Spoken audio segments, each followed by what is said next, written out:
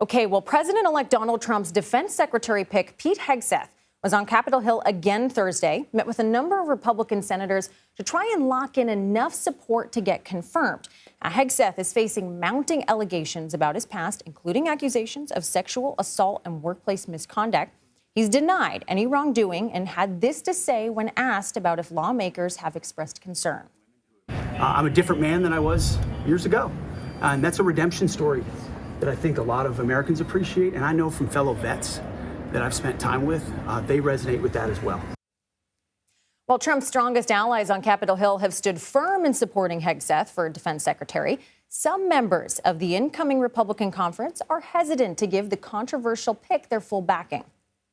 Some of the allegations that have been made, if our staff determines that they have credibility, the nominee will be asked to address them. And if I were he, I would want to address them.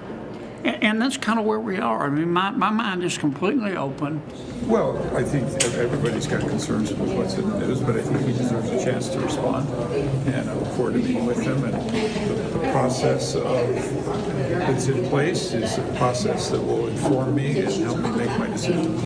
CBS News political reporter Jake Rosen joins me now from West Palm Beach, Florida. Jake, great to have you with me.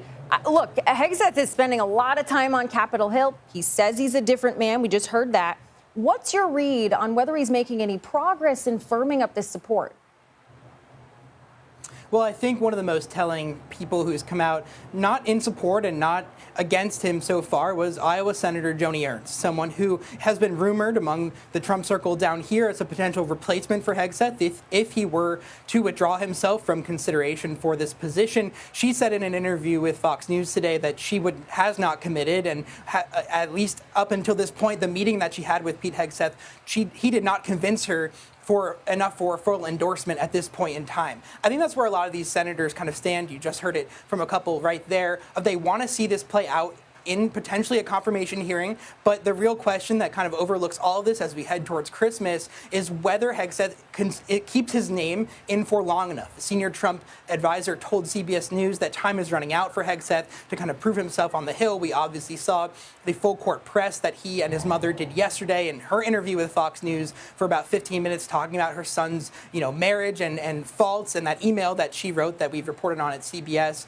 But we'll have to see what exactly develops over the next couple of days. Yeah, that was an important interview. I caught that. This is really all about political capital, too, because we know there's behind-the-scenes talks about potential replacements for Hegseth. You just mentioned one of them. But he has said the president-elect is still supporting him. Well, what's the Trump team's confidence level with the defense secretary pick at the moment, based on your read?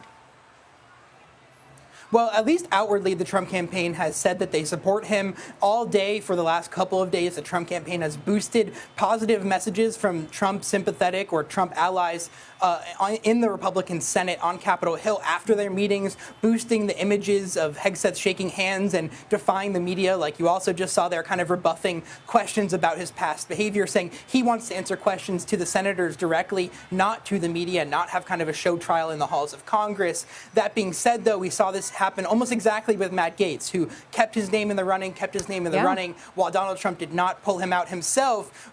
All of a sudden, at 11 in the afternoon a couple weeks ago, there was a full switch where Gaetz withdrew himself from consideration, and the Trump campaign by later that night had a replacement lined up. So that's in addition to potentially Florida Governor Ron DeSantis or Senator Ernst. Potentially there are other names already being floated ahead of time just in case this does kind of fall apart.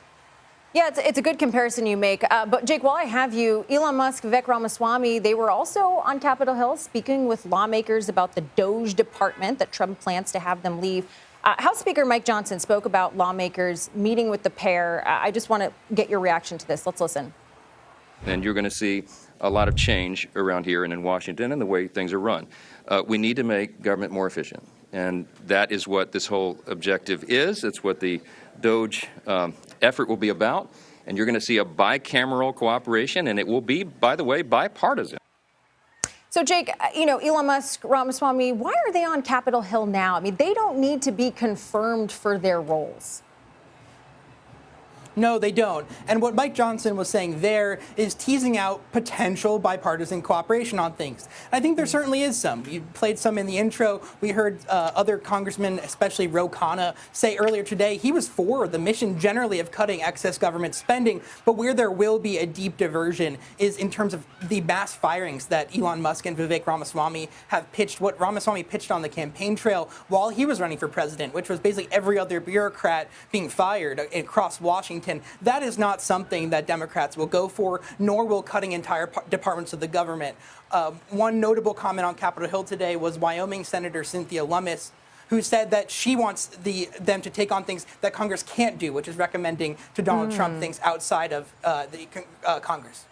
Yeah, bipartisan support until you start cutting things that are important to people.